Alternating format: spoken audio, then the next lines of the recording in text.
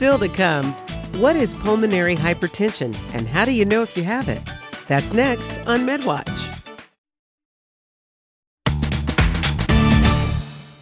Hello again. For some people, feeling dizzy and short-winded might be a common nuisance that you come to accept. But these symptoms can point to a serious condition called pulmonary hypertension. Luckily, a team of experts at Community Regional Medical Center has organized a new program that is combating this rare disease head-on and giving patients a much-needed breath of fresh air. Come on, you're going to fall. When Esther Salazar of Fresno started feeling tired, she didn't know she was suffering from the effects of a lung disease called pulmonary hypertension. I just didn't want to do anything. If I could sit down and just stay sitting down, that was fine with me. Esther was experiencing pulmonary hypertension, known as high blood pressure in the lungs. Blood vessels in the lungs become too narrow and keep blood from flowing at a normal rate. This puts extra stress on the heart, symptoms that Esther was also experiencing. Tiredness, I just wanted to sleep. I didn't want to get up, I didn't want to do anything, I didn't want to talk. You know, and that's weird because you see all the things around you and you want to, you know.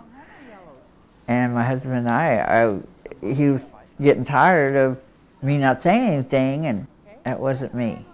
The common symptoms of pulmonary hypertension include shortness of breath, which can happen during an exercise routine or even while resting. Other symptoms include blue lips and skin, chronic fatigue, lightheadedness, swollen ankles, legs, or abdomen, chest pain, heart palpitations, and dizziness. Hi, Josh. How are you? How are you doing? Doing good. Dr. Vijay Balasubramanian, a pulmonary hypertension specialist at Community Regional Medical Center, says patients like Esther need to be aware of these symptoms that can indicate serious problems. These are common symptoms which patients come to doctors for. And pulmonary hypertension shouldn't be the first diagnosis a doctor should be thinking, because there are a lot more other conditions that can have similar things which are a lot more common, both lung diseases and heart diseases, which present in the same way. Some of the various types of pulmonary hypertension are caused by either unknown causes, genetics, HIV, connective tissue disorder, or congenital heart disease, as seen in Group 1. Group 2 PH is due to left-sided heart disease. Group 3 PH comes from chronic lung disease, and Group 4 stems from blood clots in the lungs. Dr. Balasubramanian says the most critical factor for people to be aware of is having this disease diagnosed properly. But when a practitioner feels that these symptoms, when they do some basic evaluations and they feel that they are not getting the right answers for some of these common conditions, that is the time they should start thinking about, is this something else? Should we be thinking about pulmonary hypertension? That's when specialists like Dr. Balasubramanian orders up a right heart catheterization procedure for the patient to determine if the blood pressure in the heart is at a critical level. The procedure is done by a team of experts at the hospital. The cardiologist uses a catheter to do the diagnosis. The catheter is a little wire that goes through all the way into the heart, and we generally directly measure the pressures in the heart. And then the wire also is under an X-ray guidance. We know exactly where we are directing the wire. We can actually direct it to the blood vessels within the lungs and then try to get pressures from there. An X-ray technician monitors the video in a separate room and gathers information such as the patient's heart rate and blood pressure from various parts of the body, like the chambers of the right heart. This information is further analyzed by the Pulmonary Hypertension team of experts, which uses the information to make their diagnosis.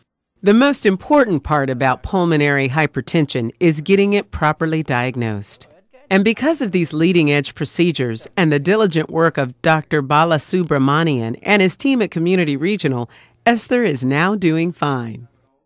I feel good compared to what I did at first. You know, I've got the kids, and if I don't want to be inside, I'll go outside with the kids. And since Esther started her treatment, she's adopted 2 sons. Way to go, Esther. If you would like to learn more about pulmonary hypertension, please visit our website, medwatchtoday.com. Next week on MedWatch, some new high-tech surgical suites that impress doctors and patients alike. And the healing power of dogs. Learn how man's best friend can help bring smiles to those facing health issues. That and more next week on MedWatch.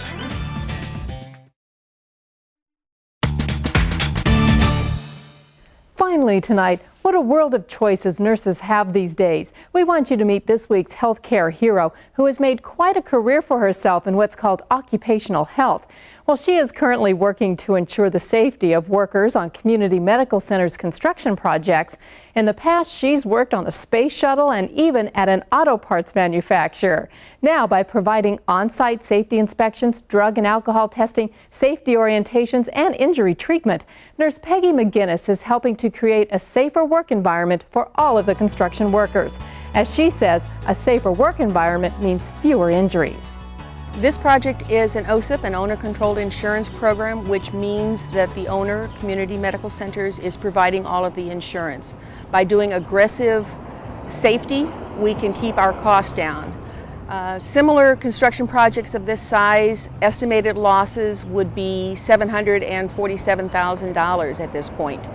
To date, we've only had $5,850 in losses, which is a savings of $740,000 that we can return back to the hospital to be used to fund much needed equipment to better serve our patients and physicians.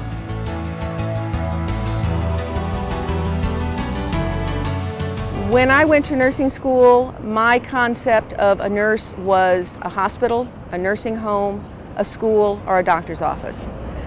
But did you ever think that there is a nurse at the Smithsonian Institute in Washington?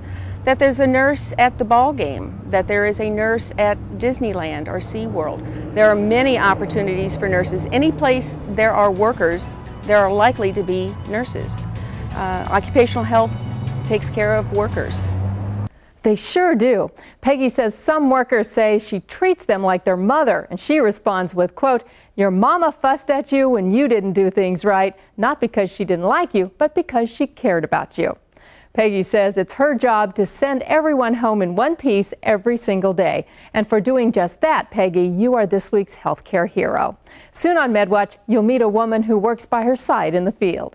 If you would like more information on anything you have seen in this show, visit our website. It's medwatchtoday.com. If you can't log on to a computer, you can write to us. Care of Community Medical Centers, Post Office Box 1232, Fresno, California 93715. You can also call the Communications Department at 459-6204. Thank you for joining us this week, and we'll see you again next Saturday night at 6:30. For all of us at Community Medical Centers and KC24, have yourself a safe and healthy week.